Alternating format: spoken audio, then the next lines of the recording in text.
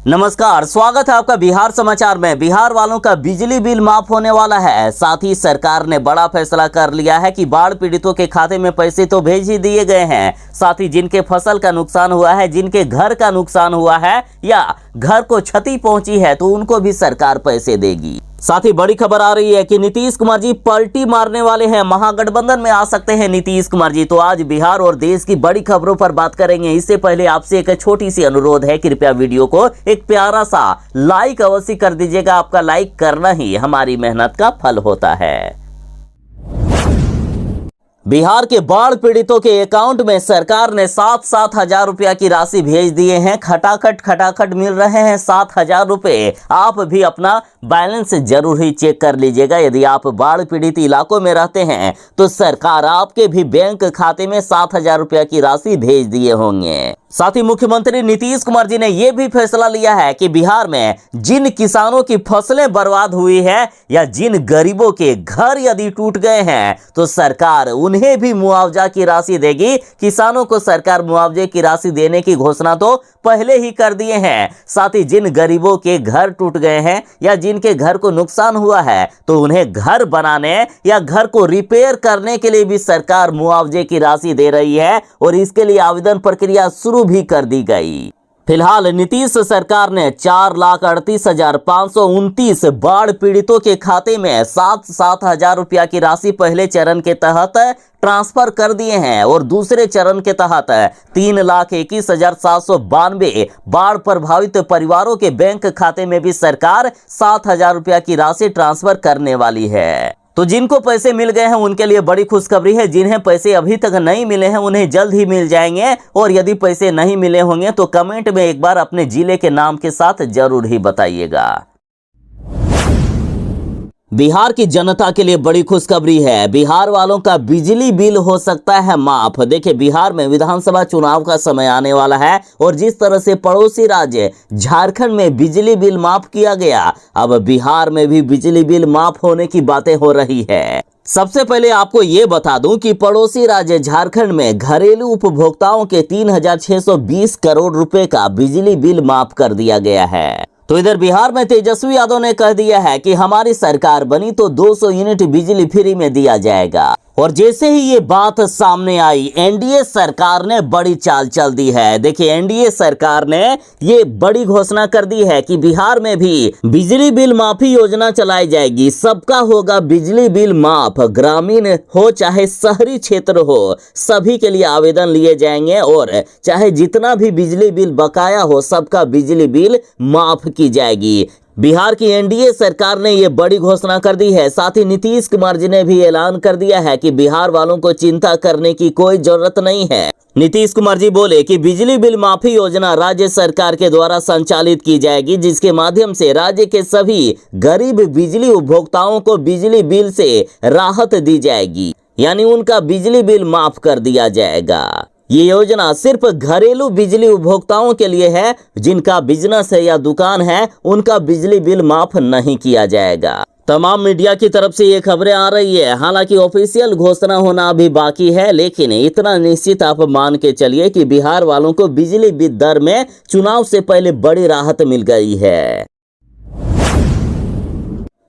जीतनराम मांझी इस बार नहीं मानने वाले हैं। वे किसी भी कीमत पर शराबबंदी को खत्म करा कर रहेंगे। फिर से जीतनराम मांझी ने एक बार नीतीश कुमार जी को आईना दिखाया है और शराबबंदी का विरोध किया। नीतीश कुमार जी का विरोध करते हुए जीतनराम मांझी ने कहा है कि बिहार में नीतीश कुमार जी की शराबबंदी बिल्कुल फेल हो गई है। एसपी, दरोगा, जज, कलेक्टर सब रात में पीते हैं शराब। जीतनराम मांझी ने कहा, लेकिन उन्हें कोई गिरफ्तार नहीं करता है। सिर्फ मजदूरों को जेल भेजने का काम करती है नीतीश कुमार की पुलिस। जीतनराम मांझी ने कहा है कि बिहार की जनता को ये शराबबंदी कानून नहीं चाहिए। इससे और भी बिहार का नुकसान हो रहा है। बिहार में शराब माफियाओं को फायदा हो रहा है। धड़ल्ले से बिहार में शराब बेची जा रही है, होम डिलीवरी की जा रही है। बिहार में शराब तो बंद हुआ ही नहीं है। शराब का बिहार में ब्लैक मार्केटिंग शुरू हो गई है। जीतनराम मांझी बोले कि मेरे बचपन में मेरे माता पिता भी शराब पीते थे, लेकिन मैं आज शराब नहीं पीता हूं क्योंकि मुझ में समझ है, जागरूकता है। अतः बिहार में शराबबंदी को खत्म करके लोगों के बीच जागरूकता पैदा करनी चाहिए। जीतन मांझी ने कहा है कि बिहार में शराबबंदी का कोई मतलब नहीं है। बड़े बड़े शराब तस्कर नहीं पकड़े जा रहे हैं, उन्हें यदि पकड़ा भी जाता है तो छोड़ दिया जाता है। थाने में तो एसपी और दरोगा खुद शराब पीने का काम करते हैं। रात में जज कलेक्टर भी शराब पीते हैं, लेकिन उन्हें कोई भी गिरफ्तार नहीं करता है। लेकिन मेहनत मजदूरी करने वाले मजदूरों को सरकार लगातार जेल भेजने का काम करती है। ये शराबबंदी कानून सिर्फ गरीबों के लिए बनाया गया है, गरीबों को परेशान करने के लिए बनाया गया है। इसलिए इस शराबबंदी कानून को खत्म करना होगा। बाकी आप जनता की क्या राय है? क्या बिहार में शराबबंदी कानून सही है? कमेंट में अपना जवाब जरूर दीजिएगा। लगातार बिहार में शराबबंदी कानून का विरोध हो रहा है। देखिए, और अब पटना हाईकोर्ट भी नीतीश सरकार के खिलाफ आ गई है। शराबबंदी को खत्म करने को लेकर कई बार पटना हाईकोर्ट ने नीतीश सरकार को सुझाव भी दिया है। साथ ही अब तक नीतीश सरकार ब्रेथ एनालाइजर, जो फूंक मारने वाली मशीन होती है ना, उसके द्वारा लोगों को जेल भेजने का काम करती थी। तो इस पर भी अब पटना हाईकोर्ट ने फैसला सुना दिया और कहा कि ब्रेथ एनालाइजर टेस्ट शराब सेवन का निर्णायक प्रमाण नहीं है, इसलिए किसी भी व्यक्ति को ब्रेथ एनालाइजर टेस्ट के अनुसार जेल नहीं होना चाहिए, उनको सजा नहीं होनी चाहिए। पटना हाईकोर्ट ने कहा है कि ब्रेथ एनालाइजर टेस्ट रिपोर्ट ये साबित करने के लिए पर्याप्त सबूत नहीं है कि संबंधित व्यक्ति ने शराब पी रखी है। हाईकोर्ट ने कहा है कि इसके लिए जरूरी है कि खून और पेशाब की जांच रिपोर्ट पेश किया जाए, और यदि फिर भी किसी भी व्यक्ति को ब्रेथ एनालाइजर टेस्ट के द्वारा सरकार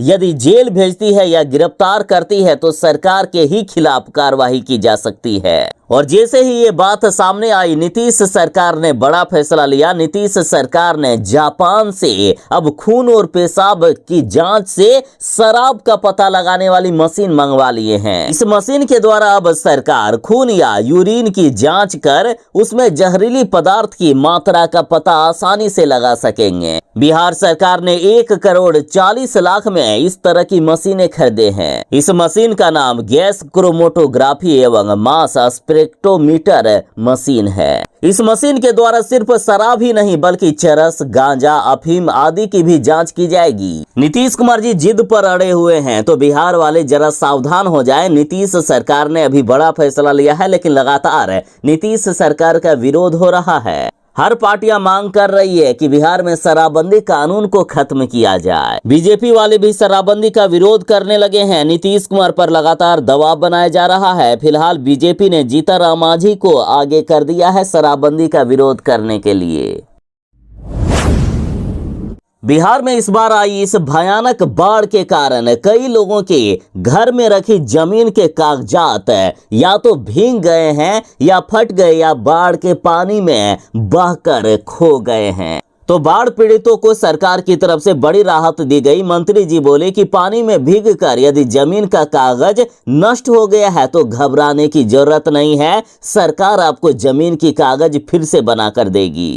देखिए, यदि आपके घर में भी बाढ़ का पानी घुस गया जिसके कारण घर में रखे जमीन के कागजात भीगकर नष्ट हो गए तो घबराएं नहीं। बिहार के राजस्व एवं भूमि सुधार मंत्री जी ने कहा है कि वैसे जमीन के मालिकों को चिंता करने की जरूरत नहीं है, उन्हें सरकार देगी जमीन के कागज।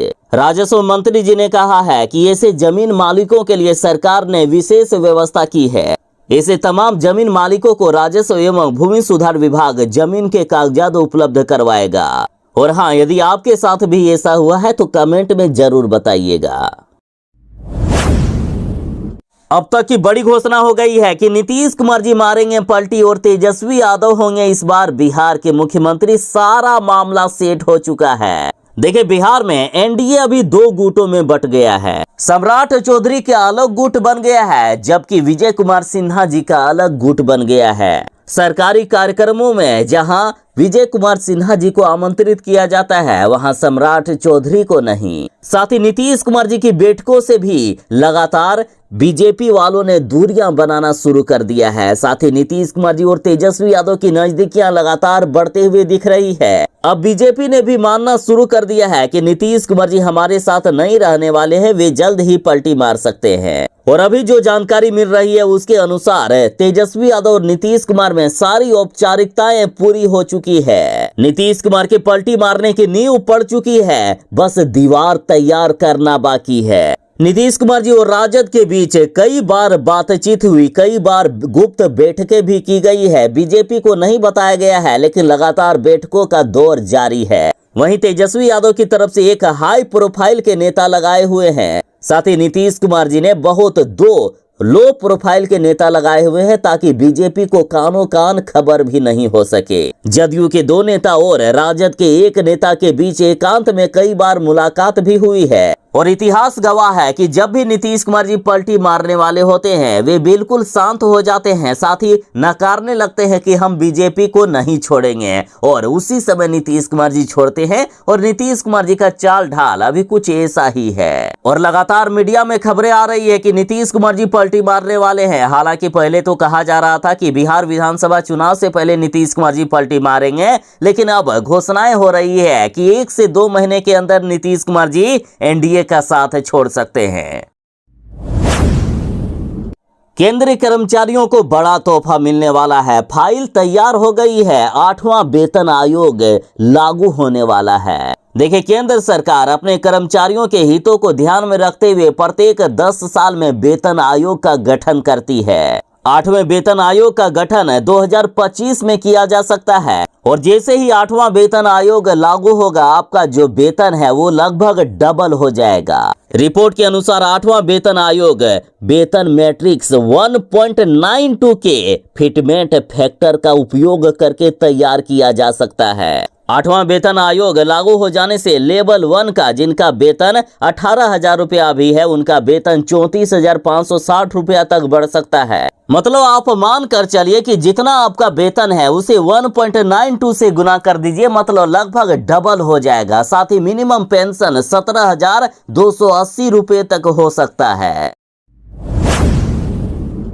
बिहार सरकार ने बड़ा फैसला कर लिया है कि अब स्कूल में रील्स बनाने वाले टीचर पर होगी कार्रवाई। खास करके महिला टीचर पर विशेष कार्रवाई की जाएगी यदि वे रील्स बनाएंगे तो वहीं पुरुष टीचर पर टी शर्ट और जीन्स पैंट और कैजुअल ड्रेस पहनने पर भी रोक लगा दी गई है। देखिए, अधिकतर फेसबुक, यूट्यूब, इंस्टाग्राम पर रील्स बनाते और डांस करते हुए बिहार के शिक्षक एवं शिक्षिका का वीडियो सोशल मीडिया पर वायरल हो रहा है, जिसे देखते हुए शिक्षा विभाग ने सभी डीओ को पत्र लिखकर ये सख्त निर्देश दिया है कि टीचर स्कूल में रील्स बना रहे हैं, इस पर तत्काल रोक लगा दी जाए और यदि कोई ऐसा करते हुए पकड़े जाते हैं तो उस पर सख्त से सख्त कार्रवाई की जाए। शिक्षकों का इस तरह का व्यवहार स्कूल के बच्चों पर गलत प्रभाव डाल रहा है, जो कहीं से भी स्वीकार योग्य नहीं होगा। वहीं ये भी कहा गया है कि स्कूलों में यदि कोई भी शिक्षक या कर्मचारी टी शर्ट, जीन्स पैंट और कैजुअल ड्रेस पहनकर आ रहे हैं तो ऐसा करना भी बंद कर दें।